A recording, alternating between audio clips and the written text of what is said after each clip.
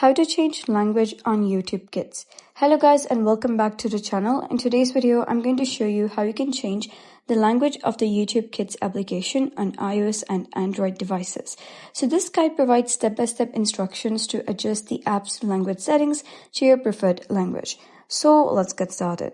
First of all, you gotta head over and sign into your YouTube Kids application, and then you gotta click on this gear icon at the top right.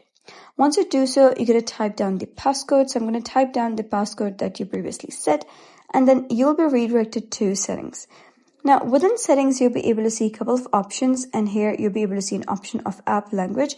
You can see it is in English right now. You can click on app language, and you'll be redirected to your settings. Now here, you're going to click on language, and then you're going to select the language in which you wish to change the YouTube application.